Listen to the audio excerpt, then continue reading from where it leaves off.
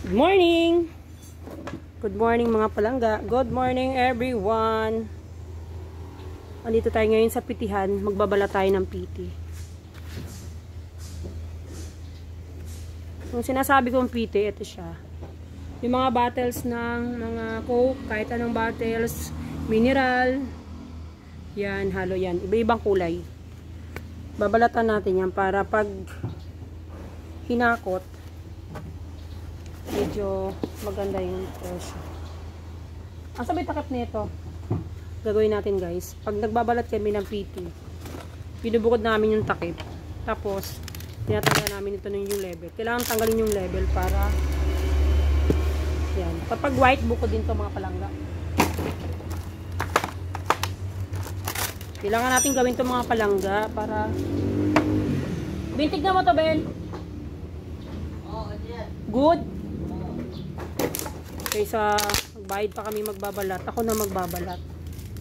Kasi mataas ang bayad eh. Eto, saglitan to mga guys. Sayang yung ibabayad namin sa magbabalat. Ako na lang magbabalat. Mas madami yan siya guys.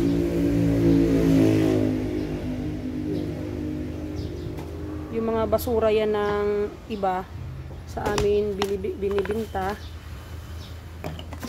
So, tiyagaan lang talaga sa mga ganitong hanap buhay. Kasi walang madali sa buhay natin ngayon. Lalo't mahal ang bilihin.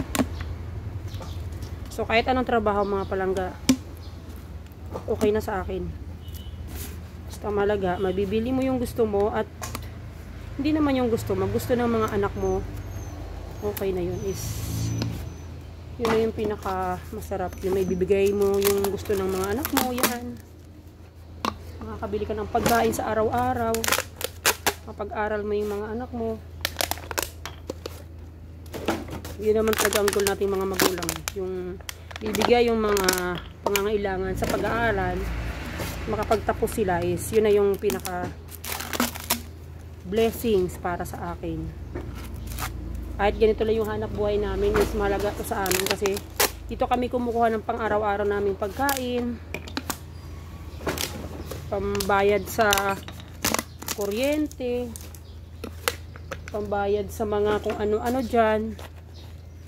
Kaya lang, tsatsaga ka lang talaga kasi hindi naman talaga siya naging madali. Medyo mahirap lang din talaga ito.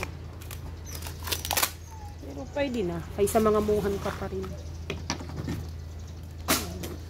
Tapos binubukod lang namin yung mga binubukod lang namin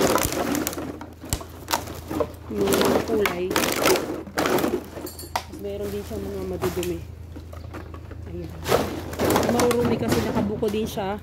Kailangan mag-iba din kasi ng presyo niya ng alaga. Ganun kami lang. Yan yung mga trabahuhin pa namin. Marami yan siya. Ayan. Medyo madami-dami yung aming PT.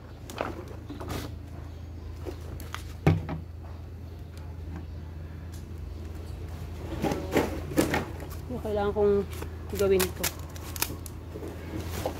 Pag wala akong trabaho or free time ko, nandito ako sa aking kalakal.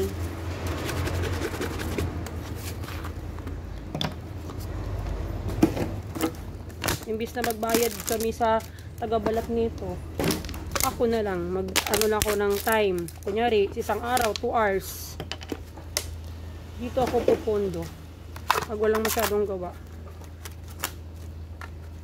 Dito ako mag-i-stay mga palangga.